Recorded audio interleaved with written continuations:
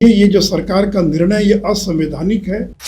जिस धारा में आपने संशोधन किया है उस पर हमारी घोर आपत्ति है। आज चुनाव जब नजदीक आए तो 27 लोगों को छोड़ रहे हैं ताकि कल चुनाव के अंदर उनका बूथ कब्जा कर सके। आनंद मोहन की रिहाई को लेकर के बिहार की राजनीतिक सियासत एक बार फिर से तेज हो गई। बीजेपी अब ये कह रही है कि आनंद मोहन की रिहाई को लेकर के तो हमारा विरोध नहीं है, लेकिन जो 27 अपराधी छूटे हैं वो जघन्य अपराध किए। अब इसी को लेकर के जब बातचीत की गई, सुशील मोदी जो उप मुख्यमंत्री हैं, राज्यसभा सांसद हैं, तो उन्होंने कहा है कि हमारा तो आनंद मोहन से कोई विरोध नहीं है, लेकिन जिस तरह से 27 अपराधी को छोड़ा गया है वहीं पे 7 से 8 ऐसे अपराधी हैं जो जघन्य अपराध किए।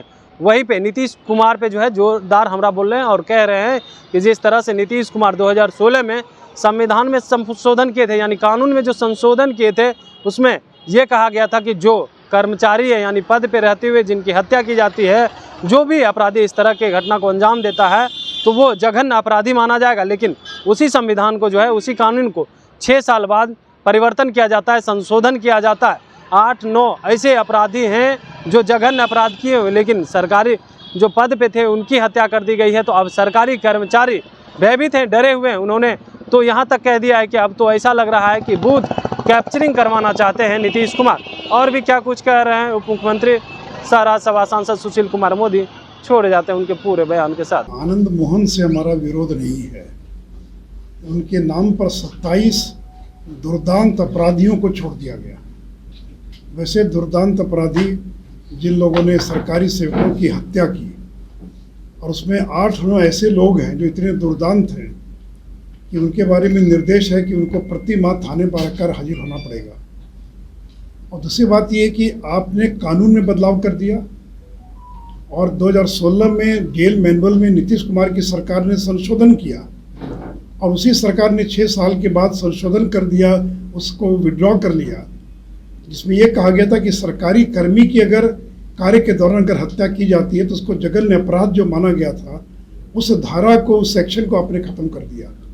तो पूरे बिहार में जो सरकारी कर्मचारी डरे हुए हैं, भयभीत हैं कि अगर अब कोई उनकी हत्या कर देगा तो फिर वो कल 10 साल 12 साल रख कर वो छोड़ दिया जाएगा। तो इसलिए जिस प्रकार से यह संशोधन किया गया है उसका हम विरोध करते हैं, हम उसके पक्ष में नहीं हैं। और जैसे मैंने कहा कि आनंद मोहन से हमारा विरोध नहीं, लेकिन जिस तरह से दुर्दांत अपराधियों को छोड़ा गया था कि अगले लोकसभा चुनाव में उनकी मदद ली जा सके, उस प्रक्रिया पर हमारी आपत्ति है। इसलिए ये जो सरकार का निर्णय ये असंवैधानिक है, ये आर्बिट्ररी है, ये मनमाना निर्णय है। और इस निर्णय से जो बिहार के लाखों सरकारी कर्मचारी डरे हुए हैं कि जो भय था वो भय जो है लोगों के मन से खत्म हो जाएगा। तो नीतीश कुमार को ये जवाब देना पड़ेगा। और मैं तो राहुल गांधी से पूछना चाहूँगा, ममता बनर्जी से, अखिलेश यादव से, कि वो इस बात का जवाब दें कि बिहार सरकार ने 27 दुर्दांत अपराधियों को छोड़ने का जो निर्णय लिया है, उस निर्णय पर उनकी क्या प्रतिक्रिया, उनका क्या कहना है, उनको इसको सार्वजनिक करना चाहिए। और देखिए, चुनाव नज़दीक, 1 साल के बाद चुनाव है, तो केवल चुनाव में ध्यान में रख कर और जो इनके समर्थक लोग थे जेल के अंदर, उन लोगों को छुड़वा दिया जा रहा है ताकि चुनाव में उनकी जो है उससे उनको मदद मिल सके। और जिस तरह से किया गया, मेरे पास 2016 के अंदर जो निर्णय लिया गया था, ये 2016 के अंदर बिहार सरकार ने और अधिसूचना जारी की थी, और जिस 2016 में एक धारा जोड़ी गई, इसमें था कि बलात्कार के साथ हत्या, डकैती के साथ हत्या, ऐसे जो जघन्य अपराध हैं, सरकारी काम पर तैनात सरकारी सेवक की हत्या जैसे जघन्य मामलों में जो आजीवन कारावास में कैद हैं, उन लोगों को इसका लाभ नहीं मिलेगा।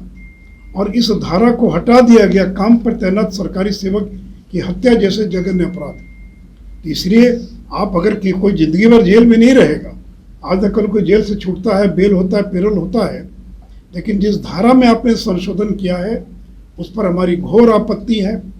और केवल आनंद मोहन नहीं, अरे आनंद मोहन को तो जेल आप ही ने भिजवाया, नीतीश कुमार ने जेल भिजवाया, उन्होंने उनके खिलाफ में सारी कार्रवाई की। और आज चुनाव जब नज़दीक आए तो 27 लोगों को छोड़ रहे हैं ताकि कल चुनाव के अंदर उनका बूथ कब्जा कर सके, बाकी कर सके, उसमें उनकी मदद मिल सके। इसलिए सरकारी सेवक के बारे में जो प्रावधान था उसमें जो संशोधन किया गया है, हम उसके पक्ष में नहीं है। बाकी और कोई तरीका निकालते हम भी आनंद मोहन की रिहाई की हमने मांग की थी, लेकिन आप इस प्रकार से जेल मैनुअल में, और वो भी जघन्य अपराध की जो धारा है उसको शिथिल करके अगर आप किसी को लाभ देंगे तो हम उसके पक्ष में नहीं हैं। सिर्फ खबर दिखाना देशवा न्यूज का मकसद नहीं, देशवा न्यूज की कोशिश है कि समाज की सूरत बदलनी चाहिए। देशवा न्यूज पर वीडियो देखने के लिए लाइक करें, सब्सक्राइब करें, साथ ही बेल आइकन दबाना न भूलें।